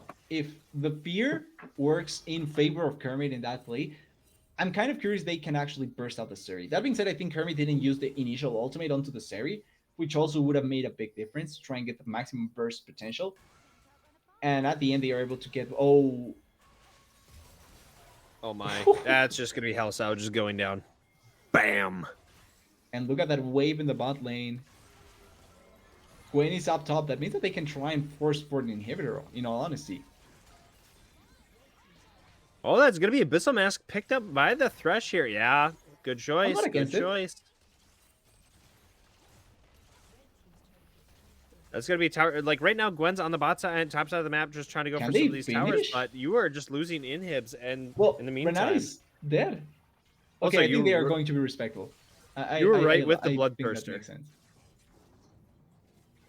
The Bloodthirster just gives you more value in the sense of the lifesteal plus the damage. I didn't know if there's a world in which you consider the Bork just for the move and speed steal. Also the percentage, but it's harder Yeah. to stack, right? Because you do need to hit the champions. So like with this, you can get the lifesteal a bit easier. Oh, Ooh.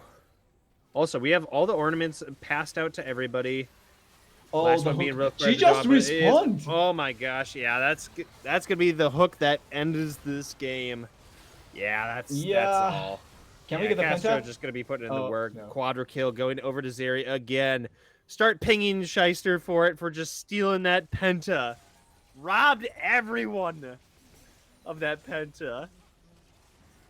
And as just as like that, it's not going to be the penta, but it is going to be the game and the series in favor of the side of IDK. Really well played overall, of a Scout Gaming, sorry. Really well played overall. Really nice game 1 and 2. Really good comps that they have, and they are able to execute on both times. Really good games by Castro as well. So that is going to be a very strong set for and Scout Gaming coming into the Ixtal the Ixtal Division 4 style in this season 15. So I just dominant set, but I think Castro undoubtedly just takes ace. It takes MVP for the side of Scout Gaming. Who do you think takes ace for the side of IDK? For IDK, that's actually a good one. I think Mimler, I think, looked like one of the best looking parts out of their side. Yeah, I think that's think there's a fair argument for. I would say, was it Kermit? Kermit did. Actually, no. First game of Vigar was pretty rough for them. Half has. Yeah, I got rethinking about it. Yeah, Meme Lord I think was the most consistent by far. Feels like the best choice overall, at least for me as well. Yeah.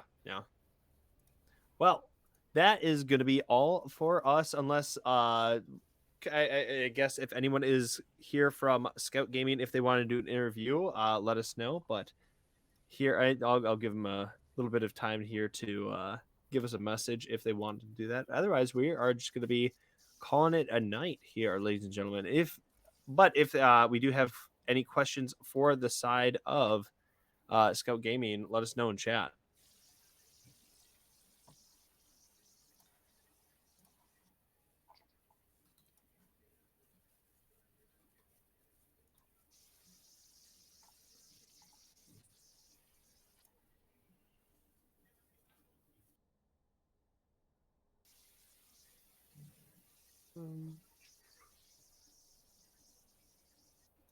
All right, Castro's getting in there. Okay. He's forcing it. All right. All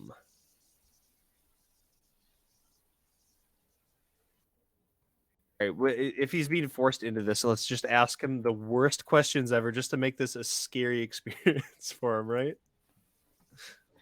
The worst.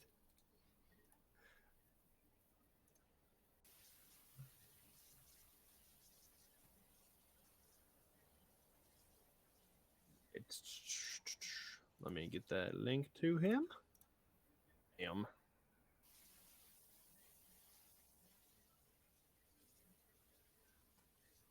So we're going to be able to get ask him if he gets. Wow. Okay, I'm not gonna ask. I'm not gonna ask him that. These guys want really weird interviews. Why do we have the Roblox icon? Because the bot didn't populate icons at all for me. So, I was I was working my second job on my way over here, so I had 3 minutes to set up bots. So I just went with what logos were in there before. So I apologize about that. Those were the ones that we really liked. Let's leave it at that. We liked the Roblox icon. Yeah, we really felt that you guys embodied the spirit of Roblox today, and IDK. That cat has nothing in his eyes. Like there's nothing going on there. He doesn't know anything. So I just felt that this really just embodied both of these. We predicted the series before the series even happened. Yeah, the outcome was reading the icons.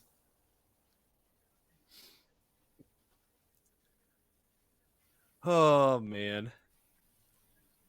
All right. I sent it over to him. Sorry. Camera's not needed. Eventually, was it? I think for season 16, we are going to be adding cameras. So we finally get to see the kind of the lovely casters eventually. One day it'll come through. Yeah, until then, we are ugly trolls that you never want to see or bear witness to. I don't think I want to refer to myself as an ugly troll, if I'm honest, but okay. I'm just kidding.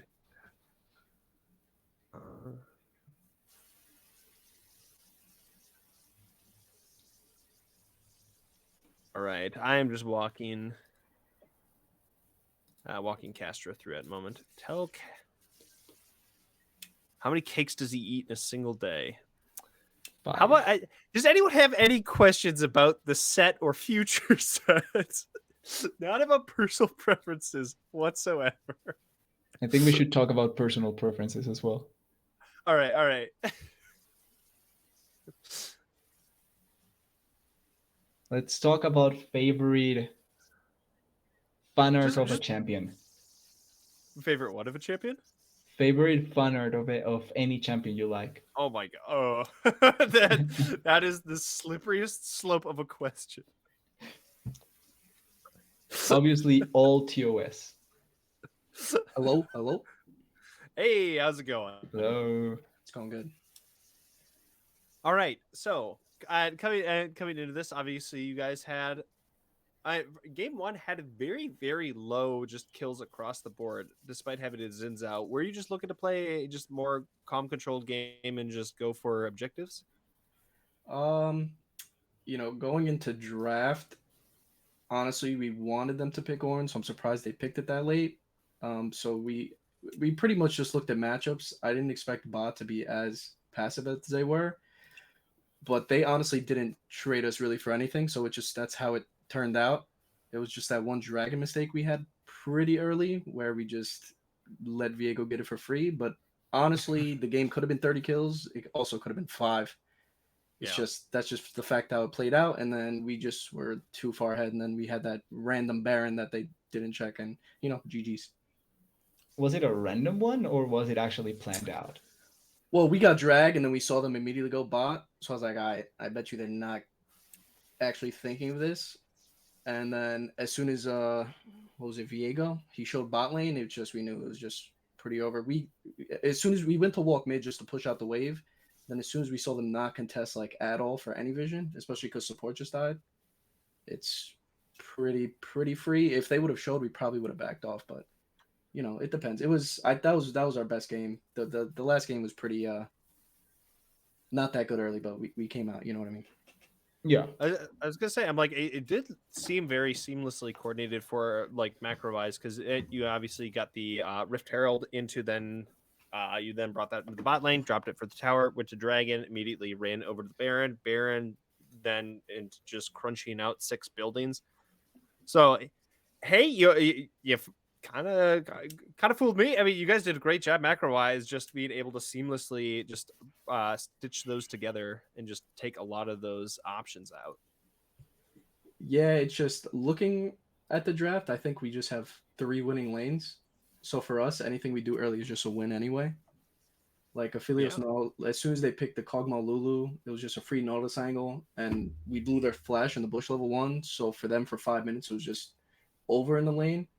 And when especially if we're playing Zinzao like that, we can't just farm for 30 minutes. We have to try and do stuff.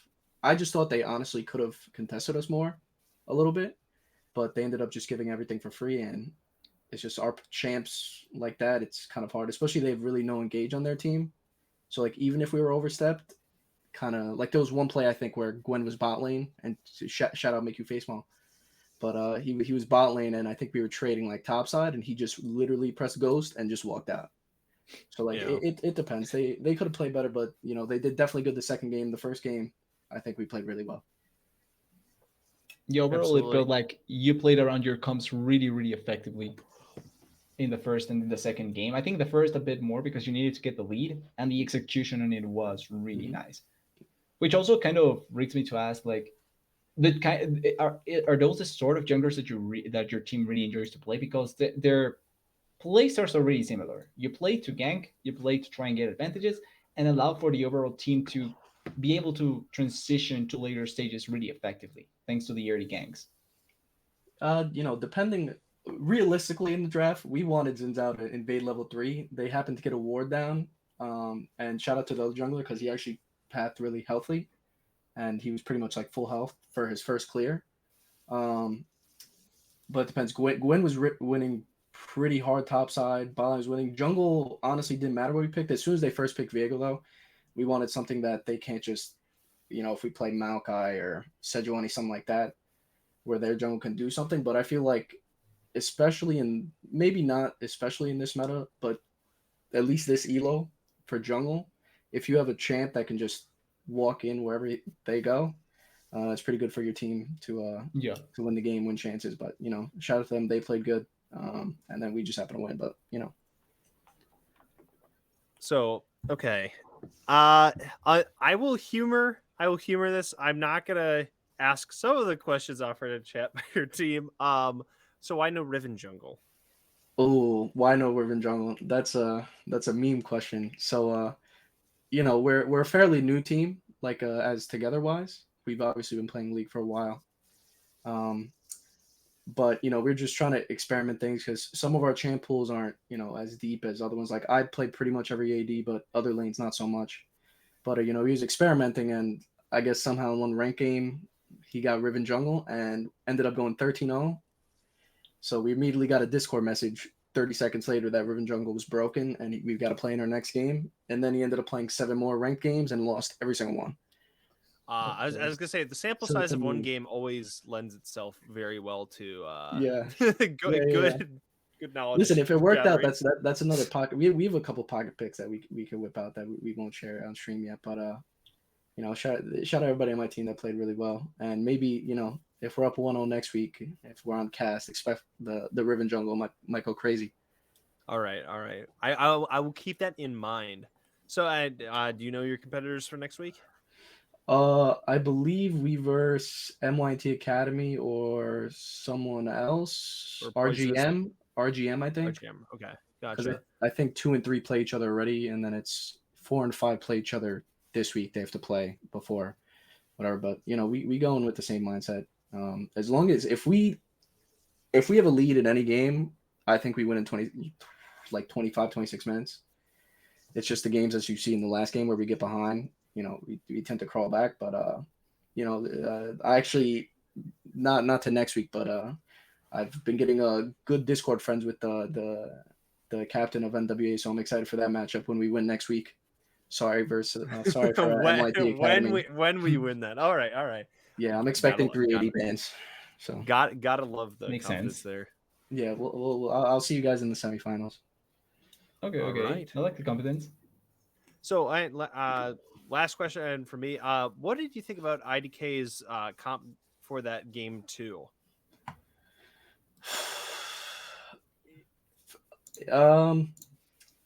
It depends. So going into draft, we kind of not knocking on their top laner, but we didn't want to. We didn't really care what they picked, but once they didn't pick top lane through the second phase, it was just banned champions that are just annoying. Their team comp wise, we first picked Jarvan, that's fine, whatever. Poppy, I don't know how I feel about Poppy into Jarvan. Theoretically, with the the Poppy W and the EQ is good, but honestly, Jarvan can just R and then just wait it out. And then I'm surprised actually they didn't pick Lucianami. I don't know why they didn't. I think that threw their draft We thought that as hard. well. Yeah, because as soon as I locked Zeri, if they played Lucianami, it would have been. I don't think we win that game, especially because what happened top side with us, trolling a little bit. But if they had Lucianami, they would have so much presence bot side. The Renata, I guess, is theoretically good in the team fights, but especially Lucian getting ahead early with that Nami, he would have just taken over the game. But if it's comfort picks for them, they could like it and stuff like that. But we were confident in the top side matchup because our top lane plays a lot of Ornn and Gwen actually. So he had a shout out to solo kill up there. But draft wise, I think we could have. I think the Thresh wasn't a good pick for us, not for our player, but I think if we picked Yumi, I think I would have carried like 5 minutes earlier. Yeah, But yeah, we talked about that as well. Suri Yumi's broken. To go back to it depends. The only thing about that is when they picked Lucian. They picked Lucian Poppy. I was just like, okay, they're picking Nami, but if I play Zeri Yumi, I'm just gonna get absolutely destroyed. So I was like, all right, we kind of have to have a little some agency, so that's why we picked the Thresh. But then when they picked the Renata, I was like, all right, well, whatever. But if it's comfortable for them, I wouldn't want their draft. They kind of, for me, made little no sense with the Lucian Renata, and then you have to outskill top side. But they were doing good until they weren't. But is what it is. So I forgive me if I'm like, did anyone see a Poppy R that sent anyone halfway? No, actually, no, I don't remember. Yeah, No, I'm like, admittedly, I do too. not recall a single Poppy R sending someone back to me because I think that's obviously Poppy has other skills kit, being able to ground people when they're mid dash, very strong capability, wall slam, blah blah blah, all of it great. But I think one of the more just polarizing concepts that goes with Poppy is just being able to yeet someone across the the map and then force them to try to get back into the fight. But then it's a 4v5 for a good period of time, and I felt that I cannot recall a single point in time where it was used for that purpose. Yeah, it depends how they want to play the champion. I think honestly, when they were ahead, they were up like what, maybe like 3 or 4K. If they just walked towards every objective and just ulted the fucking Ornn or sorry, I don't know if I can say that. If they could ult the Jarvan or the someone away, and then they just all flash on me, they just like insta win the game. It depends how they want to play it. Maybe he's afraid he misses it, or I know I got flash poppy ulted like every single team fight, but I built Trinity Force and that's broken. So Yep. Yeah. couldn't Trinity really. Force. It didn't really matter. They had to have at least like 3 people on me. But shout out to my team for not just all dying when I was getting absolutely focused. But I think the first game jungle played well. The second game I think they also played pretty well until they let me get 3 items, and then it was just if I'm alive, the game's over. So And it did happen quite a bit. do you think Yumu's or Trinity Force is stronger this patch? As an item in general? Yeah. This patch as an item in general, I guess it depends. It depends on the champion. Yeah. In total, I think Triforce is probably better only because Bruisers are just like super OP, and I just built Bruiser Zeri and just 1v5. But Yomu's is it's up there. Like on some champions, it's really good, like the Rangars, the Kazakhs, like a Senna support, stuff like that. But I think overall as an item, just it getting cheaper and getting just a little better. And especially nerfing the ADC items. People think ADCs got buffed. False. Well, except Zeri, I guess. But she just built Bruiser.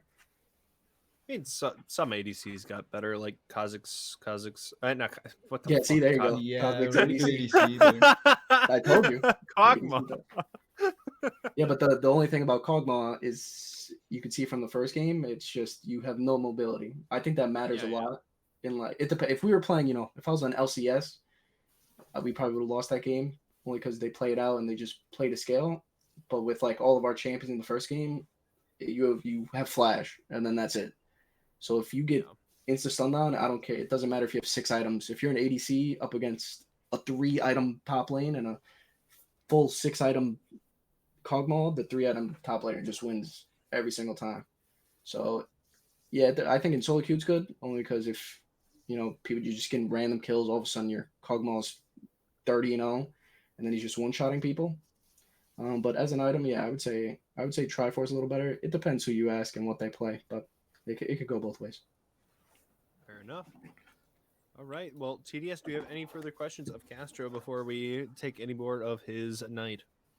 I feel like we've talked quite a bit about the match tonight and a lot of the AD carries and why AD carry is still kind of broken. But I think my last one would be like going forward. I'm pretty sure you have high expectations for your team realistically, right? Mm-hmm. Are you expecting to not only get to the finals but be able to win it? Damn. I don't want this to be memed. Like you clip it immediately and then see us get knocked down the next round. Honestly, realistically, next week's scheduling is going to be a little hard for us. But besides that, okay, I'm going to give NWA a shout out. I say we play them in semifinals. We win 2-1. They go to the lower bracket. They stomp. And then I'm going to say we 3-1 and 5. I think we win. But I hope NWA thinks that too. I want a good series. I don't like 2-0 people. It's not as fun. But yeah, I've high expectations. I feel like bot lane we're pretty steady versus really any matchup. And top side, if they get ahead and they play really well game 1, game 2 a little early, but besides that we play pretty good. But yeah, I'm expecting us to go all the way, which I hope we do, and I hope I get a tournament champions winner interview and we can clip this video right now. Ew. I don't know how to clip things. Yeah, we'll get someone to chat to do it. All right. Hell yeah. Thank you. All right. Well, with the honestly, is this your first set for the this playoffs?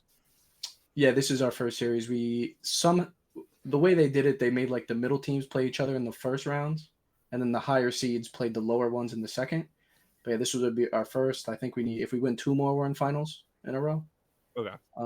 But yeah, we haven't played together in like 2 weeks, so I was a little hesitant, but as soon as that first game happened, I just had the most confidence that we're just gonna take it away, even though that last one was a banger. All Okay, right. fair enough. Well, that's going to be all for us. Thank you very much for joining us on this panel here, Castro. And thank you, TDS, for Thank you. joining me here tonight while we stream these guys. But have a good Really fun. rest of your night, everyone.